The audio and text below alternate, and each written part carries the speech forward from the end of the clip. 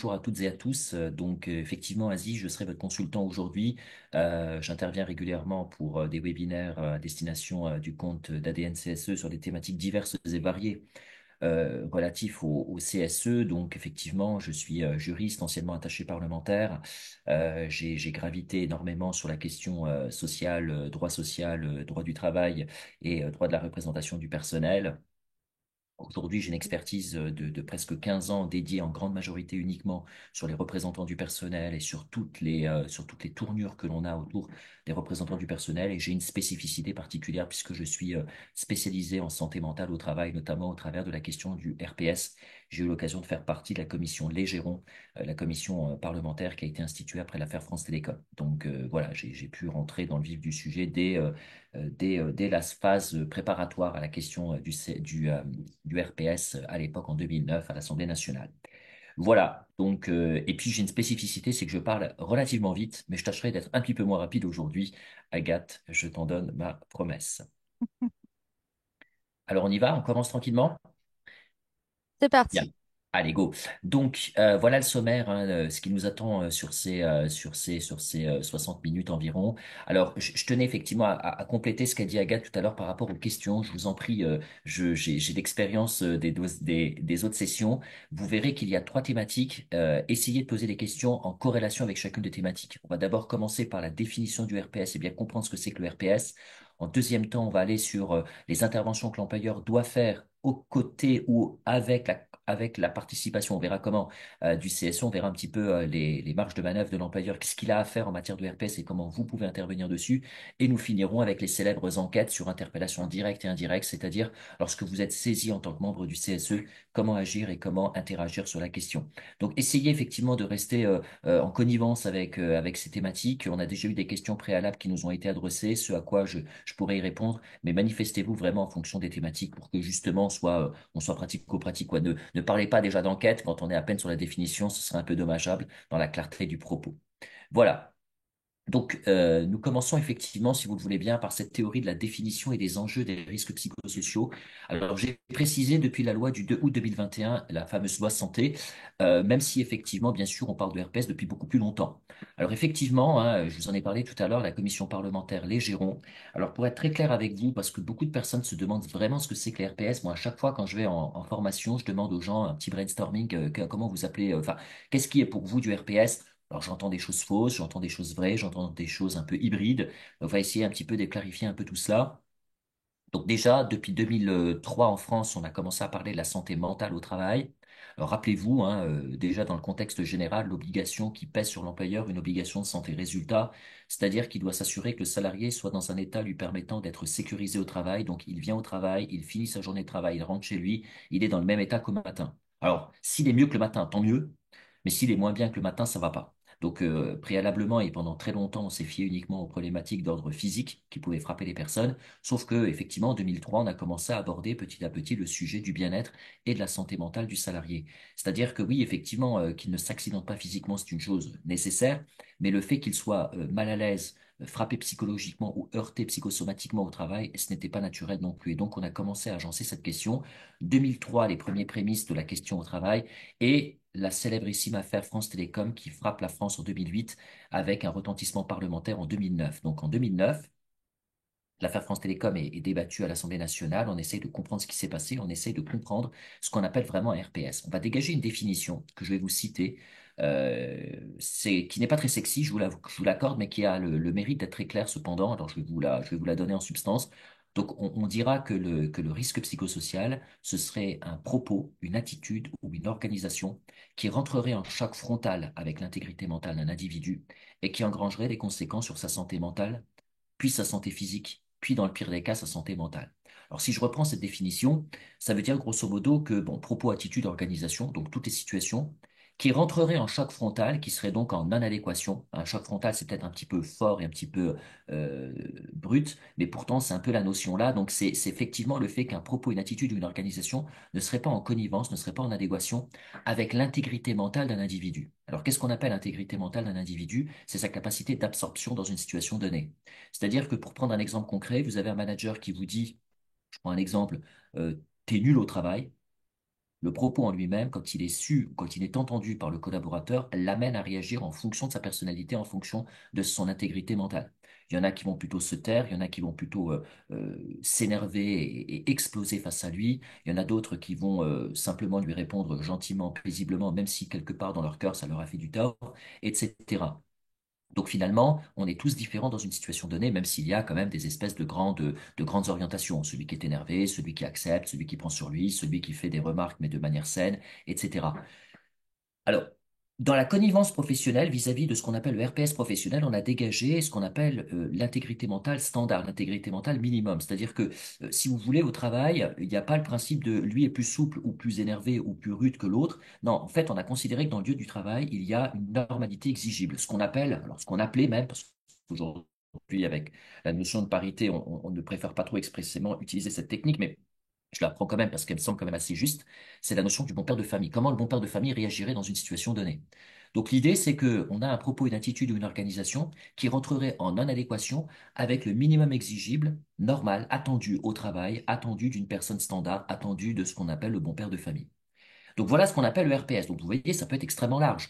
Ça peut être un propos qu'on n'a pas apprécié, ça peut être des conversations entre deux collaborateurs que l'on n'a pas apprécié, ça peut être des ordres que l'on n'a pas compris, ça peut être le fait qu'on nous demande de faire A, puis finalement B, puis finalement C, ça peut être une remarque négative mais dite avec un certain dénigrement, ça peut être une vitesse de travail trop importante, ça peut être une organisation technique un petit peu trop légère, ça peut être des problématiques économiques dans l'entreprise, ça peut être une perte de motivation, ça peut être une non-consécration de la gratification du salarié. Bref, on a diverses situations qui peuvent impliquer ce qu'on appelle le risque psychosocial.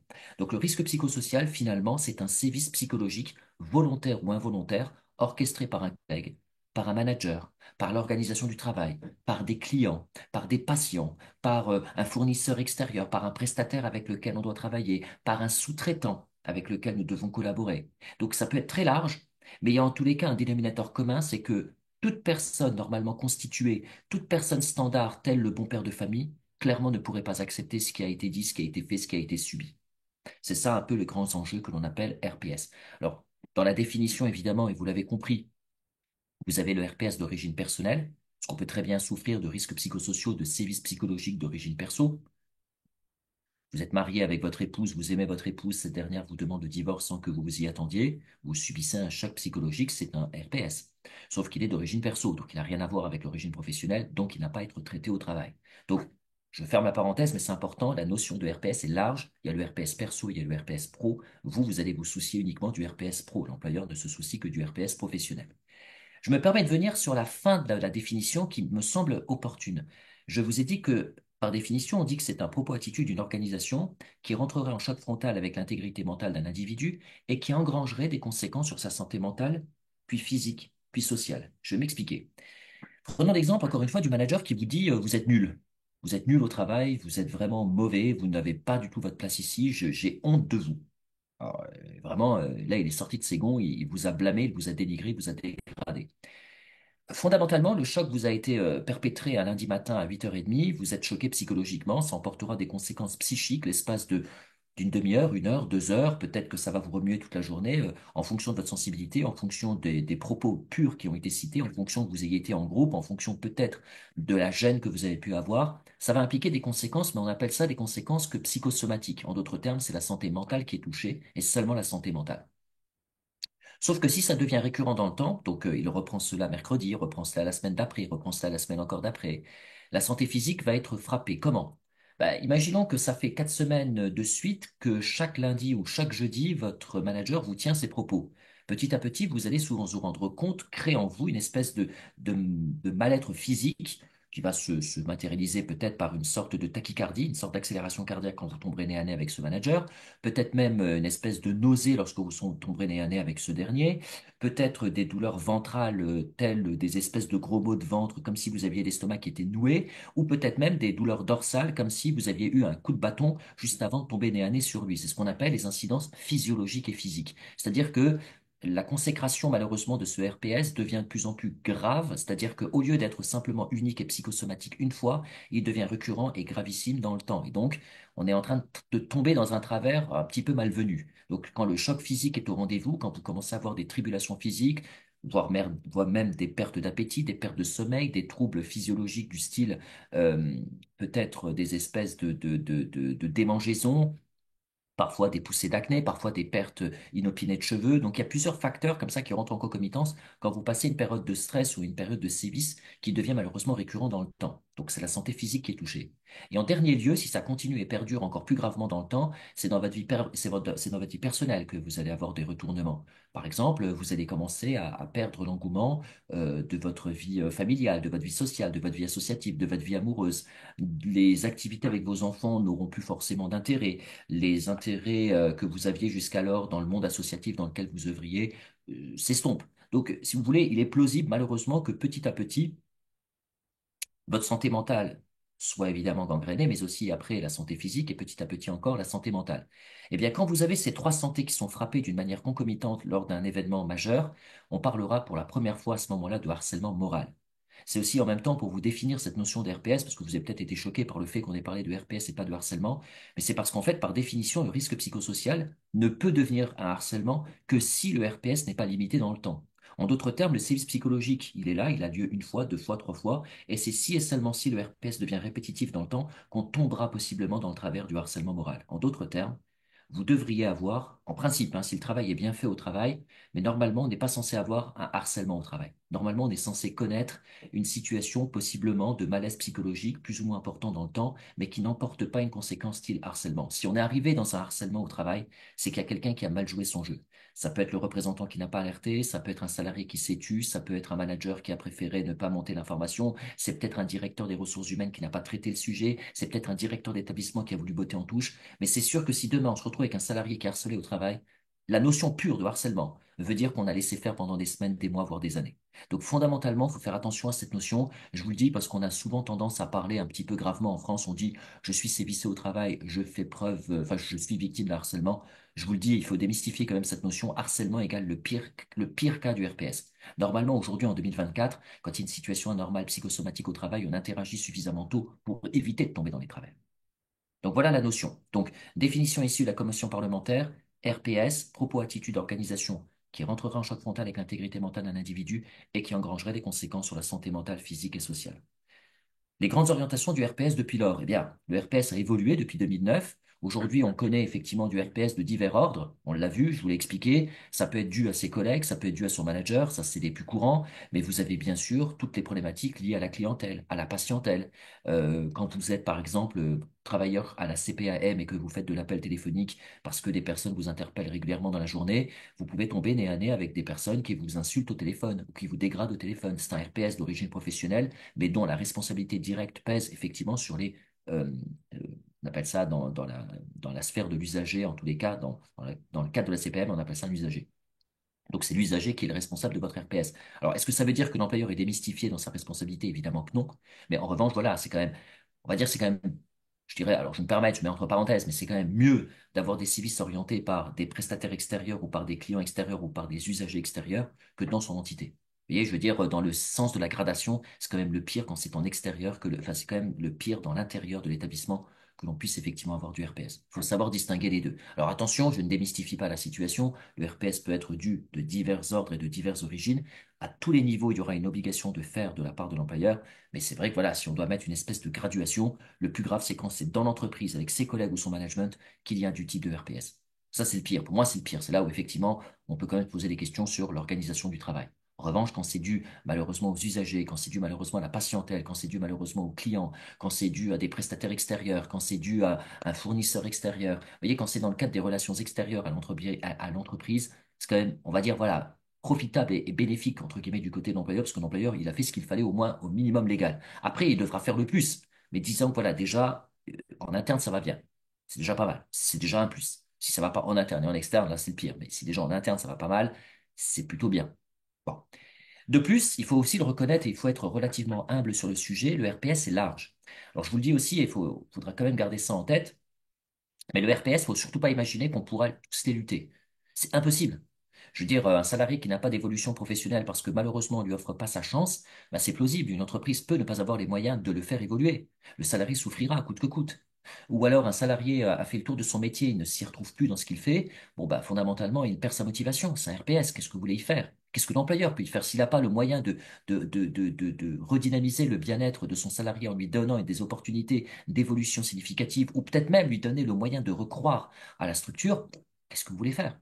Le conflit éthique. Votre entreprise décide de faire quelque chose pour lequel vous n'êtes pas en accord total. L'employeur ne peut pas se remettre en question totale sur ses choix. Je prends un exemple. Vous travaillez pour une structure dont l'établissement mère a décidé d'envoyer une holding sur un territoire qui est un offshore fiscal. Vous, dans votre intime conviction, il doit y avoir une espèce d'effort de guerre opéré par certaines entreprises de France, notamment la vôtre. Vous apprenez que votre structure, elle fait de la défiscalisation liée à de l'optimisation fiscale. Bah, vous pouvez être en désaccord avec l'entrepreneur. Alors, si ça peut emporter des conséquences graves, oui, ça pourrait vous amener à souffrir de RPS, malheureusement, jusqu'à possiblement le fait de partir. J'ai connu des gens comme ça qui m'ont dit, je n'étais pas en adéquation avec la politique sociale de l'entreprise au regard de leur fiscalité et j'ai préféré les quitter. Bon, personnellement, je trouve ça gros, hein. Mais il y a des gens qui sont comme ça. Bon. Donc, au final, le RPS, j'insiste parce que c'est un serpent de mer. Inutile de croire qu'on pourra tous les lutter. Moi, j'ai une définition. Enfin, j'ai une espèce de phrase choc comme ça que j'aime bien utiliser. Moi, je dis toujours que le RPS, c'est un peu comme de la poussière dans une maison. Il y en a toujours, mais le but, c'est qu'il y en ait le moins possible. Voilà, c'est un peu l'image qui doit vous rester gravée si vous passez l'expression.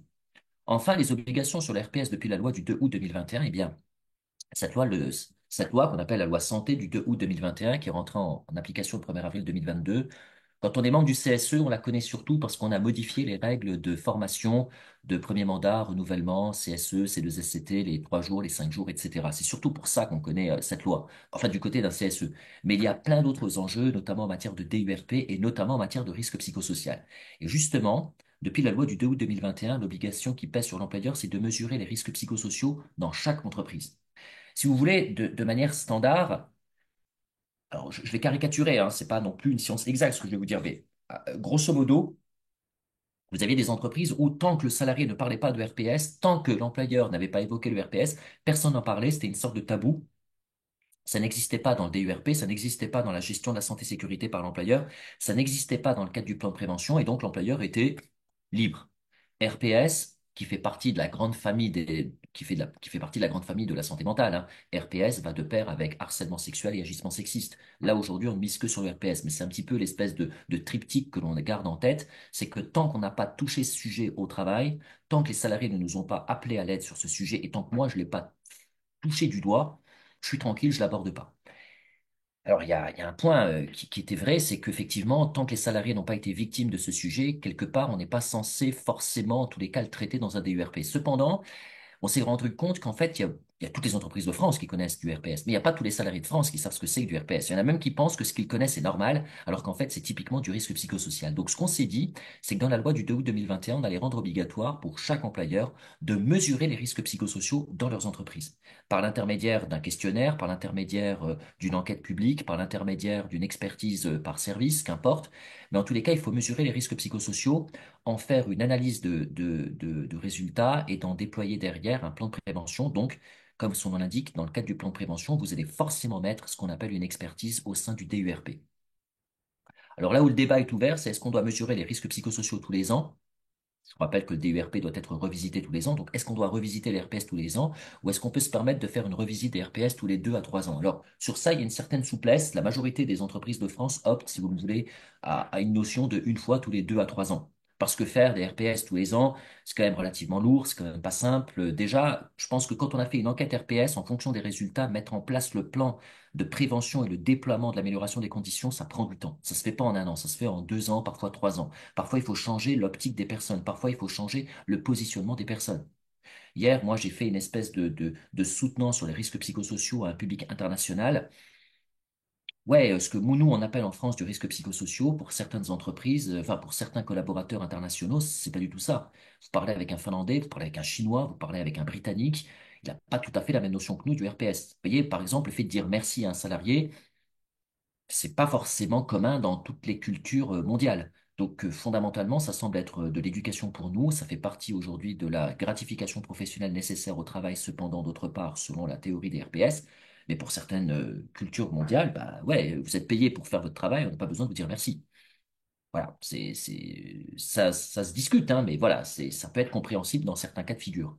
Bref, si je résume, il y a un enjeu majeur qui passe par la loi du 2 août 2021 rentrant en application le 1er avril 2022, c'est que vis-à-vis du risque psychosocial, le risque psychosocial, comme son nom l'indique, doit être un risque comme tout à chacun défini, mesuré et authentifié dans l'entreprise. Et donc, on demande à ce que les risques psychosociaux soient mesurés dans la structure et transvasés derrière à destination effectivement de l'ensemble des collaborateurs, donc dans le cadre du DURP.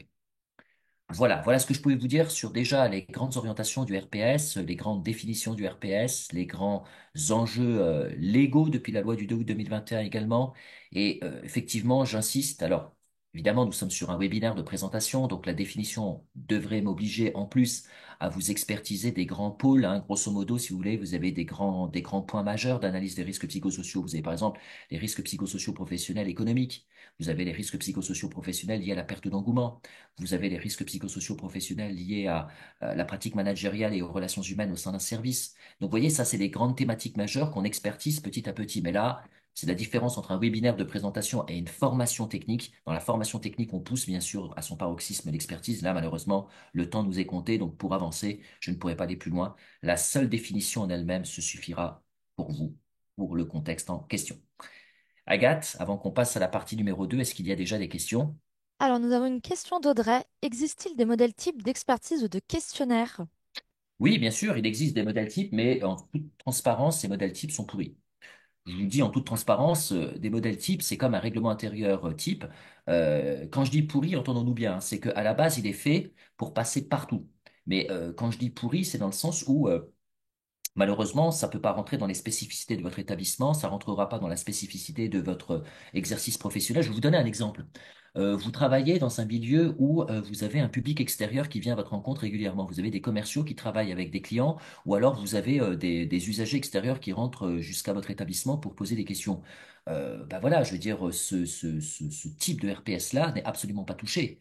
Il n'existe pas malheureusement un modèle qui peut passer partout. Vous avez une structure de base comme un moi, je fais souvent la comparaison avec un règlement intérieur d'entreprise. Vous pouvez en pomper sur Internet, mais ça reste très générique, très général. Après, il faut regarder ce que chaque entreprise a comme spécificité, ce qu'on a décidé de mettre en place. Est-ce qu'on a décidé de mettre, je sais pas, moi, un droit à la déconnexion puissant? Est-ce qu'on a décidé de mettre des horaires effectifs d'entrée, etc. Donc, c'est la même chose pour un règlement intérieur. Donc, le questionnaire RPS, je vous le dis en toute transparence, un modèle type, il existe, oui, celui qu'on cite habituellement, il n'est pas pourri d'ailleurs, hein, pour le coup, en tant que tel, c'est l'INRS qui le propose, il est bien. Mais le problème, c'est il est trop basé sur la généralité. Et d'ailleurs, quand vous lisez bien tous ces documents qui vous sont proposés sur le net et ailleurs, on vous dit et on insiste sur le fait que non, ce sont des documents qui se veulent être génériques, mais absolument pas spécifiques.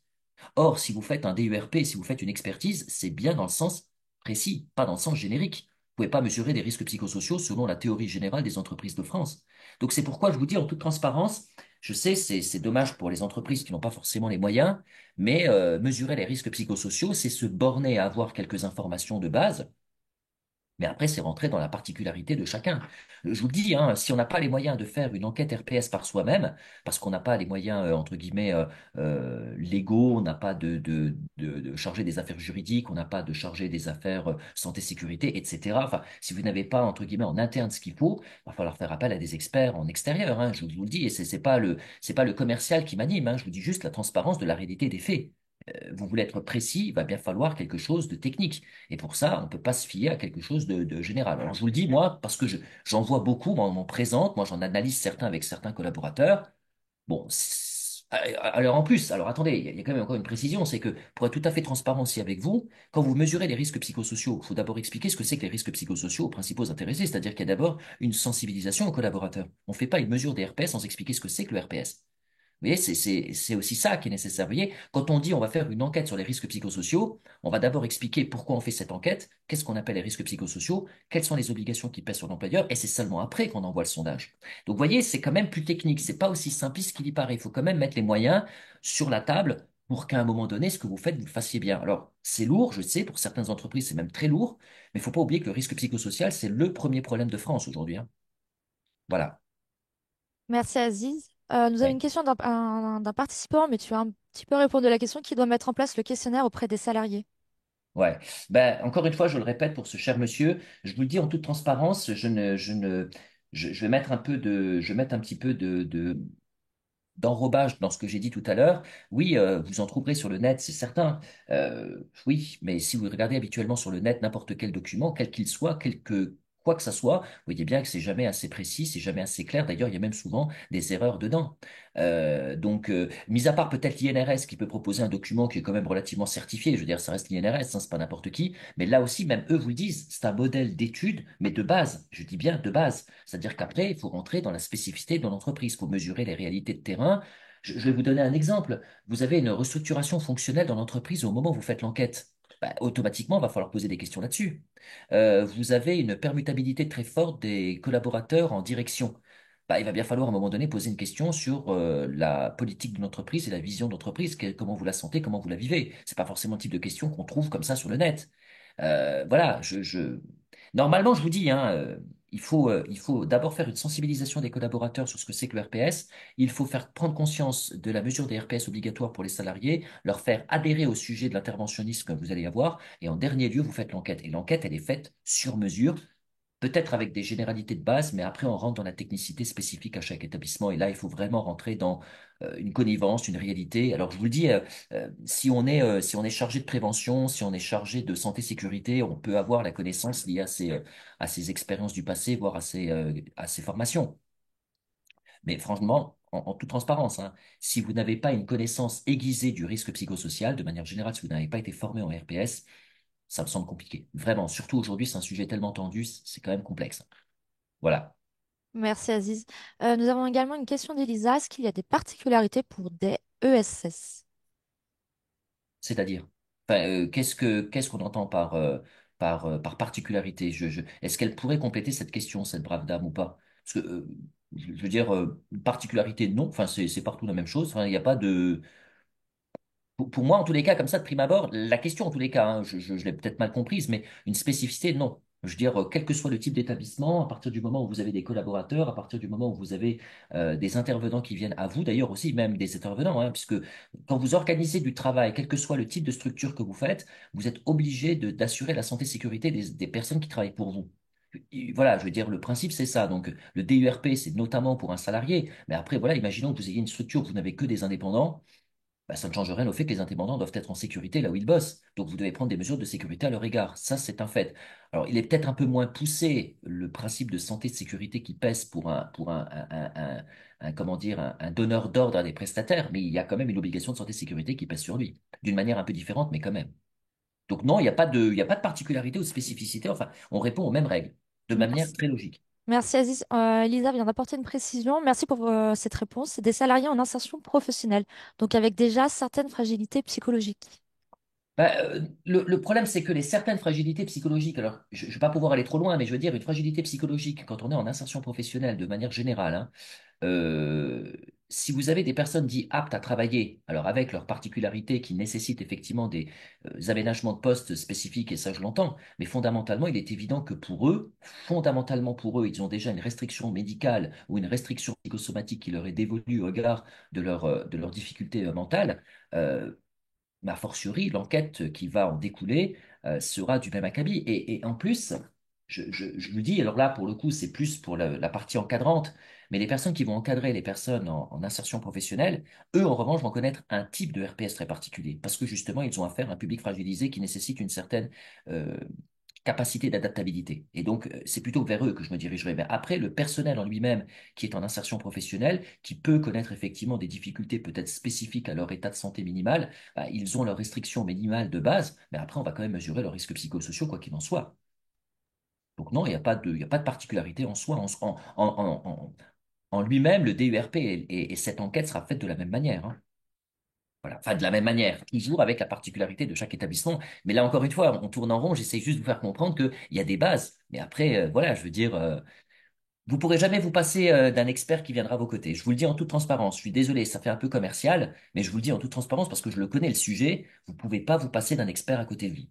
Ce que vous allez trouver sur le net, voilà, je veux dire, moi j'en ai connu qui m'ont dit, ouais, ben, j'ai trouvé un questionnaire sur le net, c'est pas mal, j'ai effacé certaines questions parce qu'elles répondaient pas chez nous. Ouais, d'accord, mais on voit bien que c'est complètement décousu. Très récemment, j'ai répondu à une requête sous cette forme-là, très précise, d'une collaboratrice qui m'interrogeait. Je lui ai dit, votre document, il est vraiment bizarre. J'ai dit, franchement, il part dans tous les sens, on dirait un espèce de patchwork. Je dis, mais ça c'est normal, vous n'avez pas suivi une logique constructive, vous avez pris quelque chose sur le net et on le ressent. Et honnêtement, les personnes peuvent s'y perdre. Et en plus, il y a l'enquête, mais il y a après l'analyse des résultats. Et s'il n'y a pas de logique constructive faite par un expert, ben, vous n'aurez pas les moyens, parce que c'est pas tout de faire une enquête, hein. Faut encore en tirer des conclusions. Faut pas oublier cette partie qui est la plus importante de toutes. C'est pour ça que je vous dis, moi, sans expert, je vois pas trop comment vous pouvez faire. En toute logique. Voilà. Merci Aziz. Avec plaisir. Je te propose peut-être de continuer ton Continuez. intervention. Yes. Alors, on va Merci. donc effectivement sur les interventions de l'employeur avec et aux côtés des membres du RSE et puis du RSE, du CSE. Et donc, effectivement, bah, finalement, on y est parce que fondamentalement, ce qu'on a abordé, ce qu'on a touché du doigt, la notion dite de questionnaire du RPS et de mesure du RPS, ça fait évidemment partie de la très grande technicité qui découle évidemment de cette notion d'interventionnisme de l'employeur. Donc, ce qu'on demande à l'employeur, alors je vous les ai repris sous trois formes très simplistes, c'est la sensibilisation sur les risques psychosociaux. La deuxième, travailler du côté des RPS. Ça va être effectivement l'examination des risques psychosociaux avec ce questionnaire. Et enfin, l'amélioration des conditions de travail, c'est-à-dire le plan de prévention qui va découler de ce questionnaire. On va en parler un peu plus intensément, mais encore une fois, déjà, je vous le dis, le faire avec l'employeur et les membres du CSE, c'est juste pour s'assurer qu'on prenne acte de tout. Mais je vous dis, c'est assez difficile si vous n'avez pas un expert sur le sujet. Donc, si en interne, vous avez un expert, tant mieux, mais il faut au moins que quelqu'un dans l'équipe ait été formé sur le sujet du RPS. Je vous le dis en toute transparence. Alors, je vais y revenir. D'abord, il y a la sensibilisation sur les risques psychosociaux, le devoir pesant sur l'employeur. Alors, la sensibilisation sur les RPS, pourquoi? Alors, je vais vous expliquer pourquoi sensibiliser est important. Il y a une théorie française qui est très importante à prendre en compte, c'est que si un salarié se sent victime d'un sujet de malaise mental au travail, il faut qu'il soit capable de mettre les mots en considération du sujet. C'est-à-dire que qu'il se sente discriminé, qu'il se sente répudié, qu'il se sente mis à l'isolement, qu'il se sente dénigré, qu'il se sente dégradé, tout ça, c'est ce qu'on appelle du sévice psychologique, volontaire ou involontaire, mais il faut qu'il soit capable de mettre des mots sur la thématique qu'il vit. Pour cela, il faut lui avoir fait comprendre, en tant que salarié, qu'il a des droits spécifiques qui consistent à ne pas être dégradé, dénigré ou abattu au travail par des propos qui lui seraient tenus. Ce que je veux dire par là, c'est que euh, autant le fait qu'on s'accidente au travail, c'est anormal et on doit le dire à son employeur, mais autant la notion de la santé mentale, même si on en parle aujourd'hui depuis 2009 de manière assez intense au travail, je suis désolé, je veux dire, enfin, et encore, ça c'est pour les entreprises les plus regardantes, mais je veux dire, il y a plein de sociétés encore aujourd'hui qui me disent, les RPS, on en a entendu parler à la télé ou on en a entendu parler parce qu'un jour on a vu un truc par la médecine du travail, on a vu un truc une fois dans un document écrit, mais on n'a pas la connaissance du sujet. Comment peut-on dire, et je vous prends l'exemple, c'est le fameux classique, quand on verra tout à l'heure les interpellations directes et indirectes, vous avez des salariés qui viennent vous voir parfois et qui vous disent, écoute, ça va pas au travail, je me sens harcelé. Pourquoi on utilise le terme harcelé? On utilise le terme harcelé parce que, à partir du moment où on se sent gêné deux fois par le même sujet, on pense que c'est du harcèlement. Mais non, c'est faux. C'est comme quelqu'un qui dit, je suis en train de faire un burn-out. C'est comme quelqu'un qui dit, l'employeur, il me manque de respect. Encore une fois, tout ça, c'est des propos qu'on tient de manière légère, mais est-ce qu'on est sûr que ce que l'on dit est tenable ou pas? Un manager qui dit à un salarié, par exemple, je sais pas, je prends un manager qui prend le temps de recevoir un salarié à part parce qu'il lui prend un rendez-vous, il lui dit, écoute, il faudrait que je te parle d'un sujet un peu délicat, et il lui évoque que malheureusement, auprès des collègues, il y a un souci qui commence à naître, c'est-à-dire que ce salarié au sein de l'équipe créerait une nuisance olfactive, en d'autres termes, il ne se sentirait pas bon. Bah, c'est l'obligation d'un manager pour dire ce qui ne va pas dans son service et de gérer ce qu'on appelle le trouble à la désorganisation d'un seul et même service. Donc, c'est son obligation en tant que manager. Bon, mais fondamentalement, un salarié qui est victime de cela, un salarié qui se trouve face à face avec le manager qui lui dit, tu ne sentirais pas trop bon, il faut trouver une solution pour toi, bah, je suis désolé, en fonction de ce qui lui a été dit, il risque de dire, écoutez, je me suis senti enfin, enfin, j'ai été victime d'un propos irrespectueux de la part de mon manager. Or, les faits sont tels que non, il n'a pas tenu un propos irrespectueux, il a tenu un propos peut-être difficile à supporter, mais cependant, il a joué son job en tant que manager. Et donc, si vous voulez, les salariés doivent déjà tout seuls être capables de se dire, la situation que je vis actuellement est-elle normale ou anormale? Je vais vous donner un exemple. Il y a des collaborateurs qui ne sont pas sensibilisés à la notion de RPS. Moi, je vais vous donner un exemple qui m'a frappé. Dans ma carrière en tant que formateur, j'ai un exemple comme ça qui m'a frappé. Il y a quelques temps en arrière, je le fais souvent, hein, mais il y a une fois où ça m'a vraiment frappé. J'ai fait une sensibilisation dans une entreprise, c'est-à-dire que l'employeur a dit, première étape, on va sensibiliser tous les collaborateurs de la boîte sur ce que c'est que le RPS. En général, une sensibilisation, ça dure 3 heures et demie en fonction d'un groupe qui serait de 10, 15, 20 personnes. Et donc, moi, j'ai pris une société comme ça par demi-journée et petit à petit, j'ai sensibilisé tout le monde. Les gens ont entendu ce que c'était qu'un RPS. À la fin de la session, le directeur m'a appelé en disant, écoutez, je vous remercie pour votre intervention. Il me dit, j'ai juste été heurté par le propos d'un jeune homme que j'ai dans la société depuis 2 ans, qui m'a fait comprendre qu'il était victime de RPS et jamais j'aurais pu l'imaginer. Je dis, allez-y, dites-moi. Il m'a dit, bah, apparemment, dans vos propos, vous avez dit que le fait de dénigrer psychologiquement un collaborateur, c'était parfois le fait de mal lui parler, le fait de lui tenir des propos parfois comme s'il était absurde ou débile. C'est aussi le fait de lui donner parfois des surnoms malvenus. Je dis, ouais, exact. Le fait de donner un surnom à un collaborateur, c'est un jugement de valeur qui peut être considéré comme une espèce de dénigrement. Il me dit, bah, effectivement, moi, dans mon cas de figure, le salarié, il a un surnom qu'on lui donne depuis 2 ans. L'employeur rigole, hein. Il me dit, écoutez, moi-même, je l'appelle ainsi, mais je pensais pas que je lui faisais du tort. Ils l'appellent tous dans l'entreprise Shrek. Ça fait 2 ans. Il est plutôt jeune. La plupart des collaborateurs sont plutôt anciens. Et lui, si vous voulez, il a accepté sans vraiment l'accepter. C'est-à-dire qu'il s'est senti un peu obligé de devoir accepter ce surnom. Mais tous les jours, en entend Shrek. Il a donné un exemple à son directeur. Il a dit, vous savez, tout le monde m'appelle Shrek. Du matin au soir, j'entends Shrek. Il me dit, même un jour, ma compagne m'a appelé au boulot. J'étais en ligne avec et les collègues m'ont dit, Shrek, viens, il faut qu'on fasse un truc. Et elle s'est même dit, mais c'est qui Shrek? Et elle a dit, enfin, lui, il a répondu, il a dit, ouais, c'est le surnom qu'on m'a donné. Il était même gêné de le donner. C'est Shrek, quoi, c'est pas Brad Pitt. Donc fondamentalement, vous voyez, je veux dire, dans certains cas, les salariés ne savent pas que ce qu'ils vivent, c'est du RPS. C'est pour ça qu'il y a une première étape qui consiste à la sensibilisation. Enfin, si je veux être stricto légal et particulièrement rigoureux au niveau, je vais dire, législatif et réglementaire, l'inspection du travail vous demande de sensibiliser au RPS, quoi qu'il en advienne. Donc déjà, il y a une première obligation, c'est celle de sensibiliser par tout moyen, par de la formation, par de l'écriture, par du webinaire, par... il y a plusieurs techniques, d'accord? Mais en tous les cas, il y a cette obligation dite de sensibilisation. La deuxième, bah, c'est le travail du côté des RPS avec et aux côtés de l'employeur. Bah, fondamentalement, sensibiliser ne suffit pas. Après, il va falloir mettre en place ce qu'on appelle, alors évidemment, on a dit déjà tout à l'heure qu'on pouvait faire une enquête RPS. Bon, ça, c'est l'obligation qui pèse en matière de DURP pour voir un peu la tendance que l'on a au travail. Mais il y a d'autres choses qui sont à faire. On doit par exemple faire un processus d'alerte. On doit faire ce qu'on appelle un dispositif d'alerte, c'est-à-dire que si un salarié victime d'un potentiel RPS se sent victime, encore une fois, de ce sujet, il doit savoir vers qui se tourner et qu'est-ce qui va se passer. En d'autres termes, on va mettre en place un processus su de tous. Si vous vous sentez victime d'un RPS, vous allez appeler telle personne. Cette personne va faire telle investigation avec telle personne. Si l'investigation aboutit à une positivité de la demande, il y aura telle mesure qui sera prise. S'il n'y a pas de suivi positif de la demande, une intervention sera faite auprès de celui qui s'est plaint sous cette forme-là. Et on va expliquer à cette personne ce qu'elle fera. Autre possibilité, pour travailler aux côtés du RPS, on l'a dit, on fait un questionnaire avec une enquête RPS, avec évidemment des résultats qui doivent en tomber, mais on va mesurer les résultats. Je veux dire, il faut être capable de les mesurer. Pour moi, en fait, c'est ce que je vous disais tout à l'heure au travers de vos questions. Il y a le questionnaire RPS pour mesurer le RPS de base, mais en fonction des résultats que vous allez avoir, il va falloir en dégager ce qu'on appelle un plan de prévention, un plan d'amélioration des conditions pour lutter contre le risque psychosocial. Si vous vous rendez compte, je sais pas, imaginons qu'on fasse une enquête qui laisse supputer que le management au travail pose difficulté dans votre établissement et qu'il y a vraiment de graves comportements et de graves dérives de la part des managers au travail. Il va bien falloir à un moment donné se poser la question, qu'est-ce qu'on fait auprès des managers pour que les dérives s'estompent? On a des salariés qui ne se sentent pas pris en considération au travail et que l'on dénigre. Il va bien falloir faire quelque chose. Il y a des salariés qui ne comprennent pas l'orientation du travail proposée par l'employeur qui semblerait aller vers A, vers B ou vers C. Il va bien falloir prendre des améliorations là aussi. C'est-à-dire que si on mesure les RPS, c'est pas pour se dire, voilà, je les ai mesurés, j'ai répondu à mon obligation légale et c'est fini. Non, il y a un suivi derrière, c'est-à-dire une analyse des résultats, puis un plan de déploiement pour effectivement lutter contre le malaise qui semblerait gangréner dans l'entreprise. Donc ça se fait en général. Alors, c'est l'employeur qui a une obligation de santé résultat. Donc, l'employeur le fait, en général, avec un collaborateur direct qu'il a à son service, savoir un responsable santé-sécurité ou un agent de prévention. Mais en parallèle à cela, parce que c'est un sujet qui importe la santé-sécurité, il est évident que on devrait mettre en place ce qu'on appelle une commission d'analyse des risques psychosociaux, c'est-à-dire une commission dont les membres actifs seraient aussi les membres du CSE ou les membres de la C2SCT, clairement. Donc voilà comment vous devez travailler avec. Donc si je résume, il y a la sensibilisation que vous devez impulser, que vous devez superviser, il y a l'enquête pour mesurer les risques psychosociaux que vous devez superviser, analyser et compléter. Vous avez aussi bien sûr l'analyse de ces résultats et le plan qui pourrait en découler. Et justement, en troisième point, je vous propose la notion de l'amélioration des conditions de travail, de toujours chercher des méthodes pour mieux faire. Bah, c'est justement cette notion d'amélioration des conditions, c'est dans le plan de prévention. Qu'est-ce qu'on fait pour lutter contre les risques psychosociaux? Là, quand on est en interne, ça va. Mais imaginons, je prends un exemple.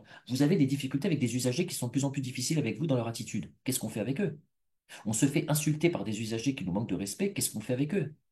Je vais vous donner un exemple. J'assure des formations en santé-sécurité sur les incivilités de personnel qui ont souvent affaire à un public rude parce qu'ils sont dans une exploitation, dans un ERP, entre guillemets, d'animation sportive et culturelle. Bon, en d'autres termes, des gens payent des places, mais des gens se comportent mal une fois qu'ils sont assis ou une fois qu'ils sont en place. Mais ben, il va bien falloir chercher des solutions contre cela. Les incivilités, ça fait partie des risques psychosociaux. Bah, par exemple, on va mettre en place tout un processus que l'on va adapter dans l'entreprise de manière à ce que si un individu achète une place mais se comporte mal, non seulement on va pouvoir l'exclure de la manifestation, mais en plus l'interdire de toutes les manifestations futures. C'est-à-dire qu'on va démontrer à ses employés, par l'intermédiaire d'un travail nourri entre l'employeur et le CSE, qu'est-ce qu'on met en place commercialement pour éviter que les personnes se sentent, pour que les salariés en tous les cas se sentent mal au travail à cause de à cause de l'attitude de certains, j'allais dire, usagers, clients qui nous font du tort.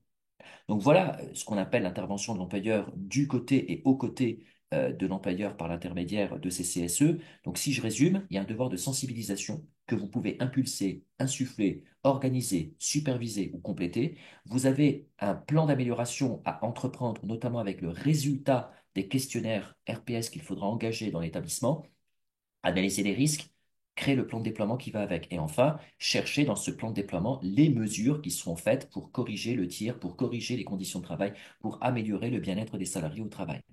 Évidemment, dans tout cela, vous avez la fameuse notion de la charge de travail disproportionnée qui fait partie des risques psychosociaux. Qu'est-ce qu'on fait pour améliorer les charges? Qu'est-ce qu'on fait pour lutter contre l'absentéisme de certains collaborateurs? Qu'est-ce qu'on fait pour corriger le tir de celles et ceux qui travaillent trop? Parfois, le RPS, alors je vais vous le dire, c'est entre parenthèses, attention, prenez ça avec mesure, mais par exemple, dans certains cas, on peut se dire que l'ultra comment dire, l'ultra-interventionnisme de certains salariés qui sont là pour compléter les effectifs et qui effectivement souffrent de cette ultra-exploitation professionnelle qu'ils connaissent et qu'ils subissent, certes avec la volonté notoire de vouloir faire du bien à leur entreprise, mais n'empêche qu'ils en souffrent d'une manière ou d'une autre, il faut bien qu'ils obtiennent quelque chose. Ça peut être par exemple des repos compensateurs majorés. Ça peut être parfois des primes complémentaires économiquement parlant. Même si l'argent ne peut pas corriger le bien-être d'un salarié, il faut être clair, hein. C'est pas parce qu'on donne plus que la santé mentale est sauvegardée. Ça, c'est une évidence. Quelqu'un qui fait un burn-out, même s'il reçoit tous les mois 25 000 euros net par mois, il est fatigué. L'émotionnel ne peut pas être remplacé par de l'argent. L'argent peut acheter beaucoup de choses, mais pas tout, hein, vous le savez, ne tapons pas la santé. Donc, on peut mettre en place des dispositifs d'économie notoires. Ça, c'est pour encourager, pour pousser la personne à dire oui, mais la sécurité des personnes ne passe pas par l'argent. Mais c'est vrai que c'est aussi quand même une méthode que l'on peut mettre en place pour dire, écoutez, on sait qu'il y a une attitude qui est peut-être pas forcément la meilleure de toutes, nous concernant vis-à-vis de vous, mais on a mis en place une gratification économique qui mérite d'être faite sous une forme particulière. Voilà. Voilà ce qu'on pouvait dire sur cette partie de l'interventionnisme de l'employeur avec et aux côtés des membres du CSE. Merci Aziz. Nous avons déjà quelques questions. Qui Oui. doit régler les honoraires de l'expert extérieur pour le questionnaire, les analyses des résultats? Est-ce le CSE ou l'employeur directement? Ah, c'est une question extrêmement intéressante. Alors, déjà, ce qu'il faut savoir, c'est qu'est-ce que vous allez faire comme technique. C'est-à-dire que le questionnaire, dans certains cas, peut être insufflé par l'employeur. Alors, à la base, il doit être insufflé. La mesure des risques psychosociaux doit se faire par l'employeur. Le problème, c'est que parfois, l'employeur va vous proposer un document, mais il est totalement vide, il est totalement pas en substance. Justement, l'employeur va prendre un truc rapide sur le net et il va se dire, allez hop, on part avec ça.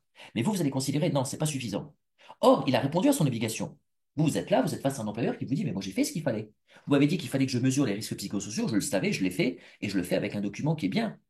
Bien, ben non, il est sur le net. Ce qui a été validé par l'inspection du travail, c'est un autre débat, ça. Donc fondamentalement, vous pouvez compléter le travail de votre employeur. Quand vous complétez le travail de votre employeur, c'est là où effectivement vous pouvez passer sur une expertise technique. Et c'est là où effectivement c'est le CSE, par l'intermédiaire de son budget de fonctionnement, qui doit payer un expert extérieur. Maintenant, deuxième possibilité, c'est que l'employeur comprend qu'il a un impératif et c'est vous qui devez entre guillemets, l'insuffler vers la bonne orientation. Vous pouvez lui donner les bonnes idées, les bonnes démarches à entreprendre. Là, évidemment, l'employeur engage sur ses deniers, c'est la logique qu'il devrait faire, il devrait engager sur ses deniers pour payer la prestation technique externalisée.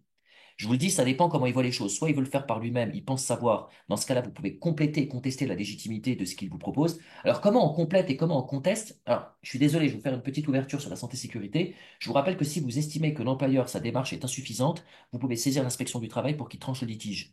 Il y a certains, en fait, il y a une démarche en santé-sécurité qui consiste à dire, l'employeur propose ça, nous, CSE, on pense qu'il faudrait plutôt faire ça. On est en désaccord tous les deux. Nous, on pense que c'est important de faire comme on le propose. L'employeur pense pas. Est-ce que vous pouvez nous nous répondre, hein, vous demandez au CSE ce que vous pouvez nous répondre sur la bonne démarche à entreprendre. On estime qu'il faudrait prendre cette mesure de sécurité, l'employeur propose cette mesure de sécurité, le référé d'urgence auprès de l'inspection du travail, c'est vous le saisissez, l'inspecteur, il a 15 jours pour vous répondre sur quoi bien faire et comment bien le faire. C'est là où on peut contester la légitimité d'un document proposé par l'employeur, mais qui vous semble insuffisant.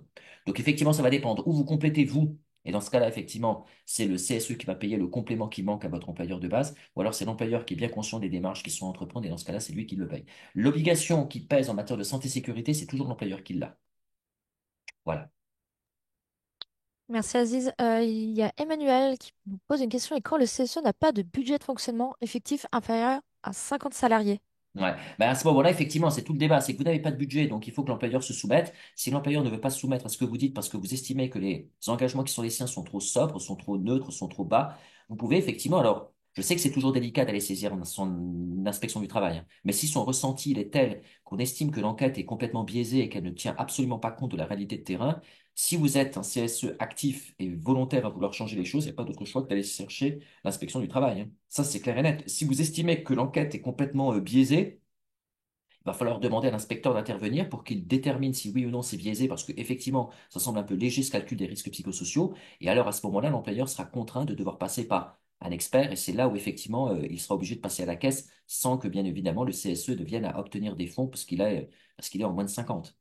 C'est le problème du bras de fer que vous engagez avec votre employeur, qui doit comprendre, et je sais que c'est pas évident, mais il doit comprendre que ce qu'il trouvera sur le net ne suffira pas, hein. Une enquête RPS, en plus, je vous ai dit, ça commence par une sensibilisation.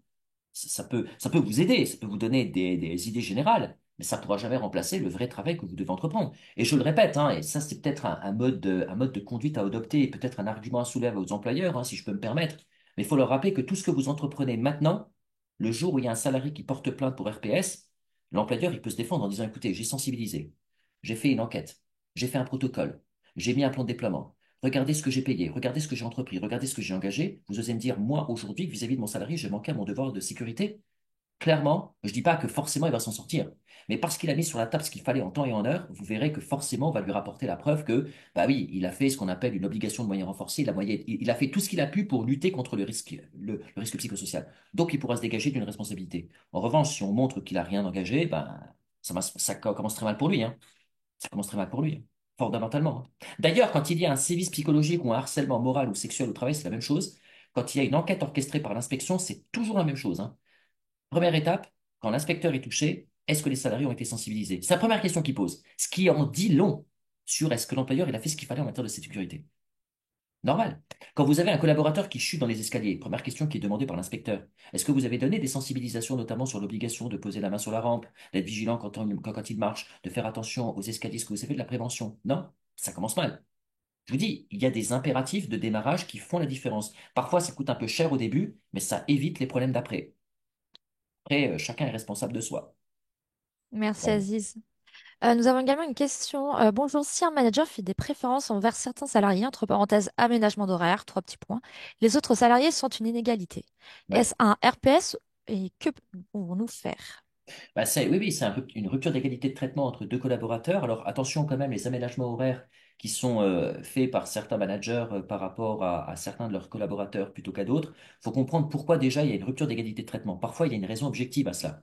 Si le collaborateur en question est considéré comme tiers aidant légalement établi, c'est naturel qu'il a un aménagement horaire. Si le salarié en question, vous apprenez qu'il est élu municipal et qu'il a un aménagement horaire, c'est tout à fait naturel aussi. Donc, avant d'aller dans l'accusation, il faut déjà comprendre pourquoi le manager fait une rupture d'égalité de traitement. Maintenant, si vous vous rendez compte que c'est vraiment par chouchoutage ou par copinage qu'il le fait, bien sûr, rupture d'égalité de traitement.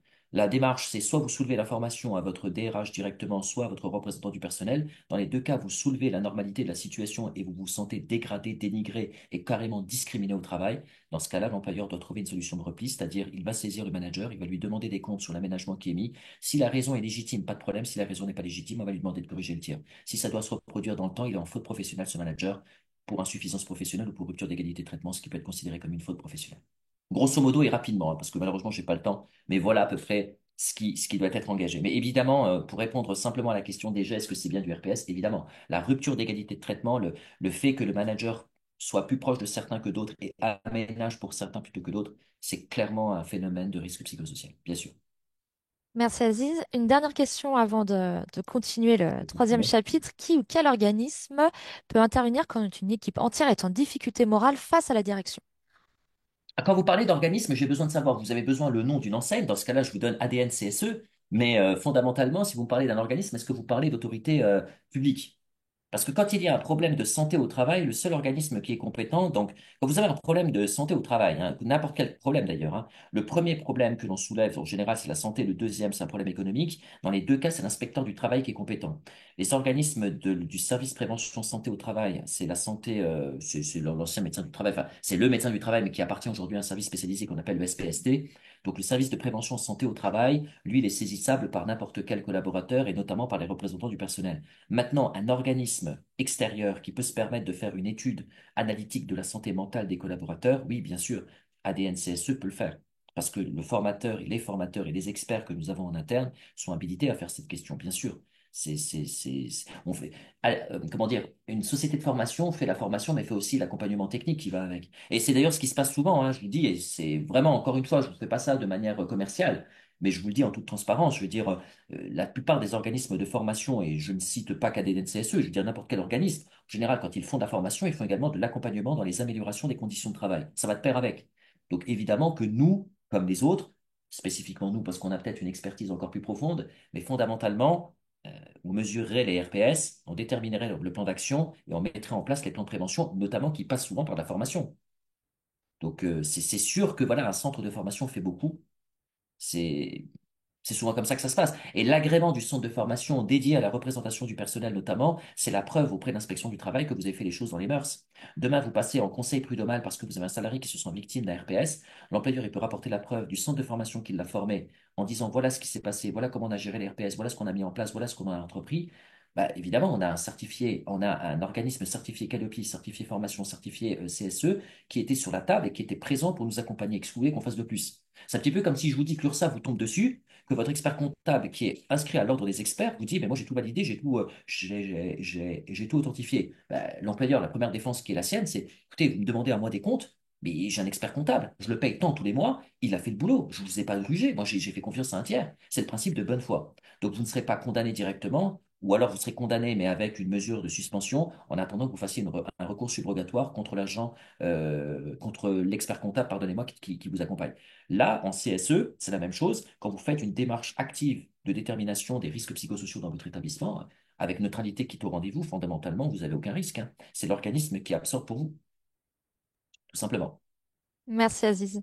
Nous avons Nickel. également une question d'Emmanuel, mais on pourra y répondre rapidement maintenant ou selon toi, Aziz? Je pense qu'il vaut mieux qu'on finisse d'abord et si ça ne dérange personne, si jamais vous aviez l'occasion de rester 5 ou 10 minutes de plus et si ça pose pas de problème non plus du côté d'Agathe, si on peut compléter un peu, je suis pas sûr qu'on finisse dans 7 minutes. Surtout que Oui. c'est la partie la plus longue. C'est la partie là qui est la plus longue. Là, c'était encore c'était du pipi de chat, hein, c'était rien du tout là. Maintenant, on rentre dans la technique. C'est qu'on a Donc eu voilà. beaucoup de questions, c'est pour ça. Ah, C'est c'est la bien. sollicitation des personnes, c'est bien, c'est bien.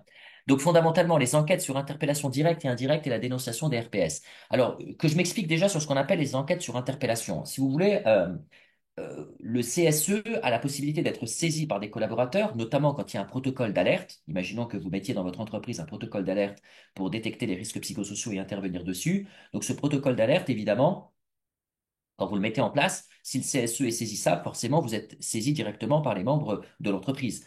Autre possibilité, vous allez à la rencontre des salariés pour voir si tout va bien, et les salariés, à ce moment-là, se manifestent lors de votre démarche pour vous dire, voilà, ça ne va pas, il se passe ça, il se passe ça, il se passe ça. C'est ce qu'on appelle des interpellations directes et indirectes. Donc, effectivement, vous allez intervenir sur les enquêtes directes ou indirectes, c'est-à-dire que pour le coup, quand un salarié vient à votre rencontre ou quand un salarié répond à vos sollicitations et vous dit, j'ai un trouble avec un collègue, j'ai un trouble avec un manager, j'ai un problème avec la charge de travail. J'ai un problème avec l'aménagement de mon poste. Je me sens pas bien à cause de ce que l'on me demande de faire. Je me sens pas bien par rapport aux propos tenus par mes collègues. Quand vous êtes face à ces situations, vous êtes face à des dénonciations de risques psychosociaux. Alors, dans le cadre de l'enquête, je vais vous expliquer ce que vous devez faire normalement. Il y a deux étapes. La première, il faut que le CSE soit saisi par la demande et que le CSE se positionne. Ce que je veux dire par là, c'est que le CSE, alors vous le savez, dans les sociétés plus de 50 notamment, rendent des avis.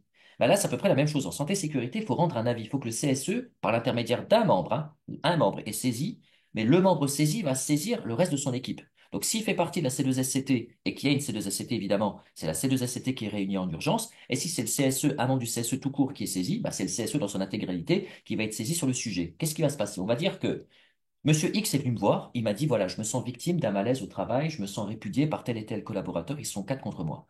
C'est le problème qui est soulevé. Vous, ce que vous allez devoir faire en CSE, c'est vous demander si on peut prêter crédit à ce qui nous est dit, c'est-à-dire est-ce qu'on croit à la dénonciation qui nous a été faite, on verra les moyens de preuve qu'il a à nous proposer. En général, un salarié qui nous dit ça, il n'a pas de preuve. Mais peut-être qu'il a des écrits, peut-être qu'il y a des témoins, peut-être qu'il y a des personnes qui ont vu des scènes, peut-être qu'il a enregistré, ne sait-on jamais. Donc vous, ce que vous allez faire, vous allez d'abord étudier ce qu'on appelle la tangibilité, enfin la véracité, pardonnez-moi, de ce qui vous a été proposé. Et la deuxième, donc vous donnez raison à ce qu'il vous dit, il y a effectivement une répudiation au travail. On va se poser la question si c'est relativement important et tangible pour faire quelque chose pour l'aider. Donc là, si effectivement il y a une répudiation au travail, on a vu la véracité, mais en plus c'est tangible, évidemment, il y a deux les éléments concomitants. Effectivement, on va faire quelque chose pour lui, on va devoir l'aider. Ça, c'est ce qu'on appelle l'avis du CSE. Le CSE a été saisi et le CSE considère qu'il y a un vrai malaise au travail, il faut y faire une suite. La deuxième étape, c'est ce que vous allez appeler c'est ce qu'on appelle l'étape numéro 2. C'est l'étape qui consiste à soulever la situation de l'employeur pour qu'il agisse. Alors, je vous rappelle une chose. Vous n'êtes pas l'employeur et l'obligation de santé résultat, c'est pas la vôtre. C'est-à-dire que l'employeur doit s'engager seul à trouver une solution. Alors, quand je dis seul, c'est-à-dire que vous ne pouvez pas faire à sa place. Lui, il doit être saisi par vous, d'accord, mais après, il doit trouver une solution avec vous, en compagnie de vous. Mais la base, c'est que ce n'est pas à vous de gérer la situation conflictuelle qui existe. J'entends parfois des CSE qui me disent, bon, on va aller voir le manager, on va aller régler nos problèmes avec lui. Non, c'est pas votre job. C'est pas votre job. L'obligation de santé résultat, c'est l'employeur. Il est payé pour ça. Enfin, il a là son argent pour ça. Les RH ont leur argent pour ça. Les managers ont leur argent pour ça. Faut pas, comment dire, un CSE n'est pas payé plus. Il a des aménagements sur son temps de travail lui permettant de substituer des heures de travail en heures de délégation. Mais vous n'êtes pas payé pour faire ça. Donc encore une fois, vous êtes là que pour soulever une information. Vous avez été saisi. La saisie vous a finalement fait croire qu'effectivement c'est vrai ce qui vous a été rapporté. Et en plus, c'est suffisamment grave pour faire quelque chose. Donc maintenant, vous voulez que ça bouge. C'est ce qu'on appelle soulever la situation de l'employeur. Et à partir de là, vous allez superviser ce que l'employeur fait. Vous avez l'intime conviction qu'il y a du sévice psychologique au travail. L'employeur a été saisi sur le sujet. Vous avez deux possibilités. Ou l'employeur fait quelque chose, vous êtes d'accord avec lui et tant mieux. Ou l'employeur fait rien et n'est pas d'accord avec vous. Bah, à ce moment-là, vous avez effectivement la plausibilité soit de faire ça tout seul, eu égard à l'inertie de votre employeur. Et dans ce cas-là, vous allez remonter vers l'employeur en disant, face à votre inertie, j'ai été obligé de le faire par moi-même et voilà ce que j'en ai déduit. Moi, à votre place, je ne ferais pas ça. Moi, alors là, c'est vraiment votre place, hein, mais moi, à votre place, je ne ferais pas ça. Moi, je considère que j'ai alerté l'employeur par écrit, toujours laissé des traces, j'ai fait ce qu'il fallait par écrit, tout est noté. Donc moi, ce que je lui demande, c'est de bouger. Il ne veut pas bouger, j'ai deux possibilités. Ou je m'arrête là, non-lieu, je reviens vers le salarié qui m'a demandé quelque chose, je lui dis, écoute, l'employeur, il a botté en touche, moi, j'ai saisi, il n'en a rien à foutre, je te propose d'aller appeler l'inspection du travail. En tant que salarié, va porter plainte auprès de l'inspecteur et va dire effectivement que tu vis une situation anormale. Et l'inspecteur va te dire si oui ou non c'est une situation anormale ou anormale, au besoin, il viendra. L'employeur, il va devoir se justifier, parce que l'employeur, on va lui poser deux questions. Étiez-vous informé de la question? Le CSE, à la preuve, vous avez envoyé une sollicitation, il n'a pas bougé. La deuxième, vous n'avez pas estimé qu'il fallait faire quelque chose? Ben non, j'ai pas bougé. L'inspecteur lui tombe dessus, et là, c'est sa fête. Deuxième possibilité, c'est pas vous qui allez voir le salarié pour lui dire ce qui se passe, mais c'est vous qui allez carrément voir l'inspecteur. Vous dites, écoutez, moi j'ai un problème, j'estime qu'il y a des gravités dans l'entreprise que l'employeur doit saisir, mais il ne le fait pas. Moi, je suis sûr que c'est grave, mais lui, il me dit, non, non, c'est rien de grave. Donc j'ai besoin de vous, c'est ce que je vous ai dit tout à l'heure, trancher le litige que l'on a, le référé d'urgence du CSE, c'est effectivement, vous saisissez votre inspecteur qui va vous dire, écoutez, je vous donne raison dans votre démarche, il faut faire quelque chose, l'employeur, je vais aller le saisir. Ou alors, effectivement, je donne raison à l'employeur, en tant qu'inspecteur, je me rends compte que ce n'est pas si grave que ça, laissez passer, c'est rien de nécessaire ou de requis.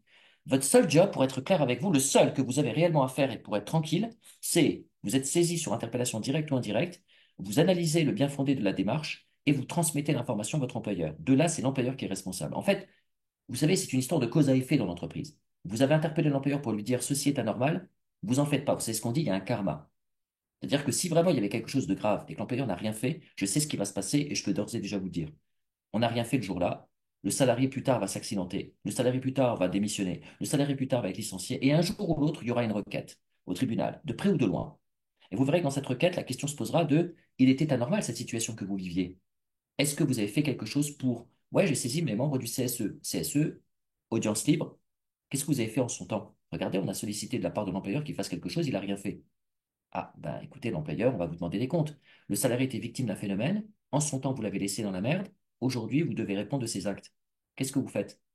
Ben, ça va être très simple. Si le salarié a vraiment été victime d'un sujet grave auquel on l'a délaissé, l'employeur, beaucoup plus tard, sera sanctionné pour inertie et pour ce qu'on en appelle la faute inexcusable de l'employeur. Il est en connaissance de cause d'une anormalité, il a laissé faire. La santé et sécurité du salarié a été dégradée pendant ce temps-là.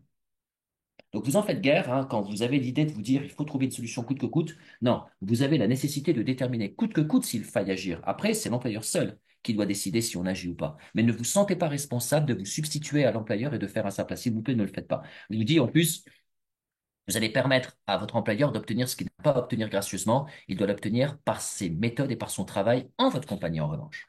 Donc, si je résume, vous êtes en droit d'aller à la rencontre des salariés où les salariés sont libres de venir à vous, notamment dans le cadre d'un protocole d'alerte que vous devez édicter dans le cadre de la sensibilisation et de l'enquête RPS que vous allez créer au démarrage. À partir de ce moment-là, les salariés viennent à vous, c'est vous qui allez vers eux et ils vous évoquent des problématiques de santé mentale au travail.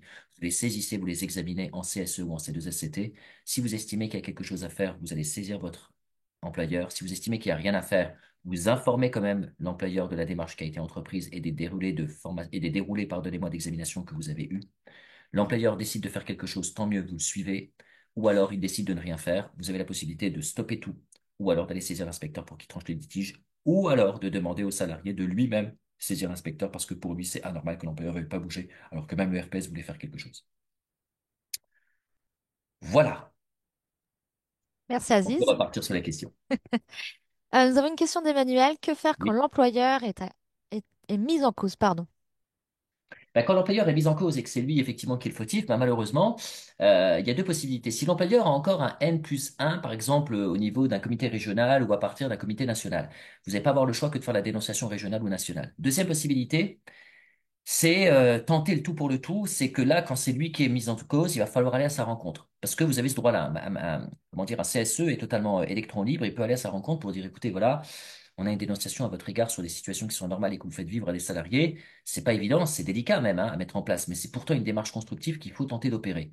Alors à ce moment-là, je vous le rappelle, l'employeur, il est mis en accusation par vous eu égard à des propos qui ont été tenus par des salariés contre lui.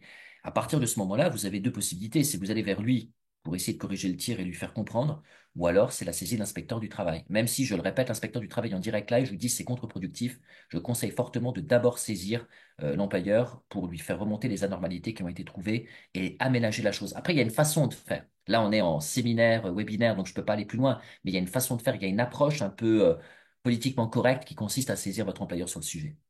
Mais c'est à vous de le faire, effectivement. Vous avez le droit de le faire, bien sûr. Merci Aziz. Nous avons également une question très intéressante d'Astrid. Quid des nouveaux salariés? Je m'explique. Quand on a du turnover, de nouveaux salariés régulièrement, comment organiser cette sensibilisation par un document à transmettre? Point d'interrogation. Alors, en général, il faut commencer une fois, faire un gros démarrage sur la sensibilisation. Je vais vous donner une façon de faire, hein. Par exemple, ce qui pourrait être entreprise, c'est une sensibilisation par l'intermédiaire d'une sensibilisation webinaire ou sensibilisation d'une formation de 3h30 proposée par un organisme de formation qui vidéo enregistre ce que vous faites. Et à ce moment-là, ce vidéo enregistrement sera mis à disposition de tous les salariés nouvellement arrivés. C'est la méthode la plus classique que l'on a quand on a du turnover. Moi, j'ai une société comme ça que j'ai sensibilisée il y a 3 ans. Il y a 3 ans, ils en ont formé à peu près 300. Aujourd'hui, en total, hein, attendez, vraiment, c'est en... Ouais, si on est en 2021, non, 2022. On est en 2022 quand on entreprend ça. Aujourd'hui, on est en 2024. Ils étaient 300 en 2022. On sensibilise à peu près 300 personnes par l'intermédiaire de webinaires en vidéo d'une cinquantaine de personnes. Aujourd'hui, ils sont plus 300, ils sont quasiment 500. Ils ont tous été sensibilisés aussi par l'intermédiaire de ces vidéos. Voilà. En revanche, il y a un protocole à mettre en place, il faut une sensibilisation vidéo, donc OK, il y a un questionnaire de vérification des compétences entreprises par le dispositif, et il y a une attestation sur l'honneur de l'avoir bien compris, de l'avoir bien emmagasiné. Voilà. Mais c'est tout à fait possible de faire ainsi.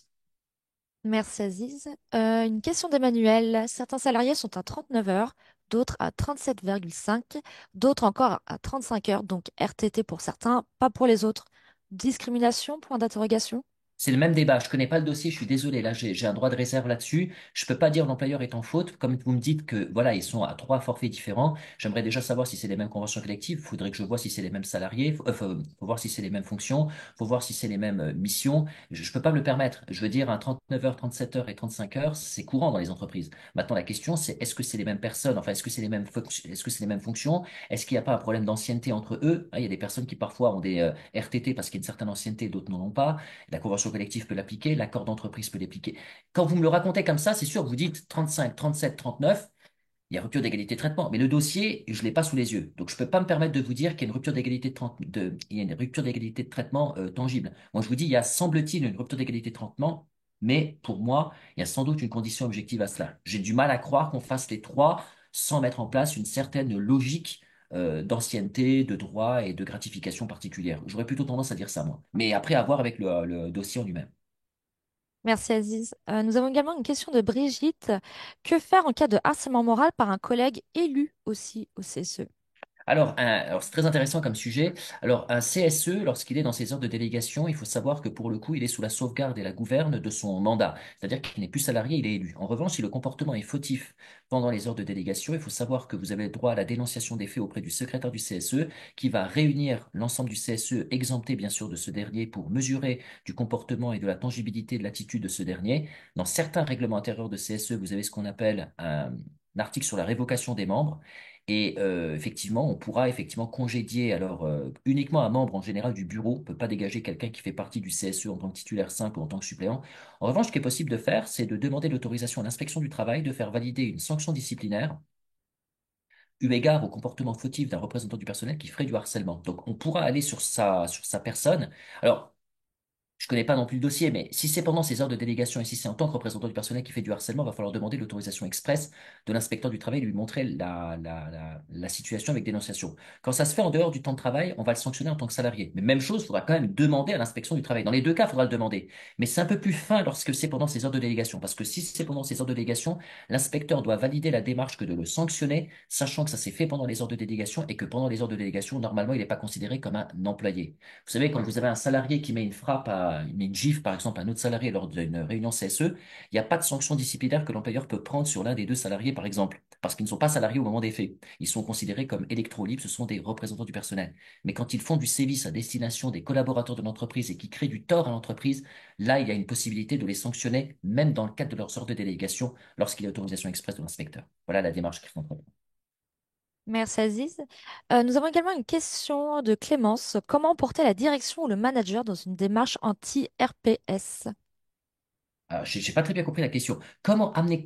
Emporter la direction ou le manager dans une démarche anti-RPS. Les faire avancer dans une démarche anti-RPS. Bah, la démarche pour le faire comprendre auprès d'un employeur, c'est de lui rappeler les règles de droit. C'est déjà lui dire que c'est une nécessité absolue de par la loi du 2 août 2021. C'est faire effectivement l'enquête en elle-même et se rendre compte que l'enquête n'est pas forcément folichonne, puisque si les résultats sont mauvais, il va quand même se rendre compte que c'est pas top. Vous voyez, je veux dire, une société qui est contre la lutte contre les troubles musculo-squelettiques, qui se rend compte que tous les ans, ils ont beaucoup de TMS, bah, il faut quand même qu'ils se rendent compte que même s'ils sont contre la lutte contre les TMS, ils sont obligés de les faire.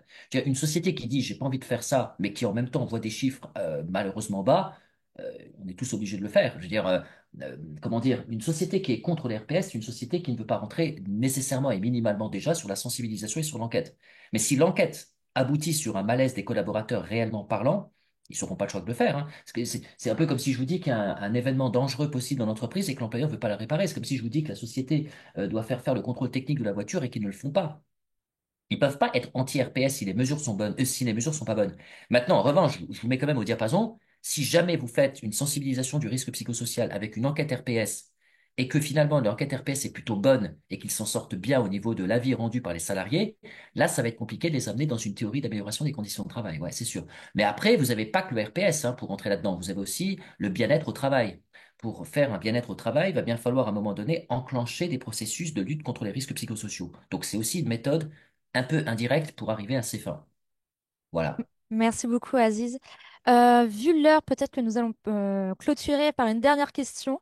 Ouais. Sur une partie plutôt conseil, comment mobiliser les équipes sur le DUERP au-delà de l'obligation légale? Comment les faire se sentir concernés? Alors, c'est un peu compliqué ça. La modification du DURP par équipe, c'est une bonne chose, hein, parce que finalement, quand on veut faire évoluer le DURP, moi, ce que je conseille, c'est que chaque manager dans chaque service soit auto-responsable de sa partie analytique des DURP. Alors, il faut le sensibiliser, lui expliquer comment faire. Mais en fait, le manager va être l'acteur principal qui fera ce qu'il faut pour poser les bonnes questions aux acteurs. En fait, ce qu'il faut pour bien faire les choses, hein, il faut prendre un service, le manager qui va avec. Il faut prendre un échantillon des collaborateurs nécessairement amenés à connaître des activités diverses. Et avec ces échantillons, c'est-à-dire des personnes ressources, on va les questionner sur la normalité des conditions de travail qu'ils peuvent connaître, sur les difficultés qu'ils peuvent connaître, sur les mesures d'amélioration qu'ils sont entreprendre. On part de l'ancien RPS, on part, pardonnez-moi, de l'ancien DURP et on regarde avec eux s'il y a des choses à améliorer. On vous a proposé ça à l'époque, est-ce que c'était bien ou pas bien? Est-ce que vous avez considéré que ça faisait ses effets? Est-ce que vous estimez que c'est suffisant? Etc. Donc les mobiliser, en général, on n'arrive pas à tous les mobiliser. Ce qu'il faut faire, c'est chaque chèque de service, ça c'est son obligation, il doit être sensible à la démarche des évolutions du DURP. Mais lui, en revanche, ce qu'il doit faire, c'est identifier des personnes ressources pour effectivement les interroger pour l'évolution de son DURP. C'est en général comme ça qu'on fait. Voilà. Merci beaucoup, Aziz. Avec Nous plaisir. allons pouvoir clôturer le webinaire. Malheureusement, on n'a pas pu répondre à toutes les questions. En 1 heure, ce n'est pas possible, hein. Mais en C'est tout cas, clair. on voulait vraiment vous remercier de votre participation et bah, d'avoir été actif et d'avoir posé aussi de nombreuses questions aussi à notre intervenant.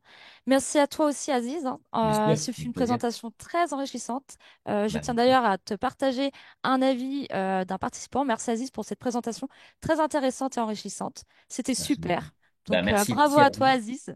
Bah, écoutez, moi aussi, je vous remercie. Et si je peux vous donner un conseil, parce que, et encore une fois, je vous le dis en toute transparence, euh, 1 heure, c'est trop peu. C'est sûr, c'est trop peu. Mais en revanche, il n'y a pas le choix. C'est le sujet qu'il faut prendre, je veux dire, avec précision. Donc, c'est là où il faut se poser la question d'une formation. C'est là où il faut se poser la question d'un accompagnement. Je vous le dis en toute transparence, il n'y a pas 36 solutions. On peut pas faire de miracle. Là, sans savoir, on peut pas comme ça. Voilà.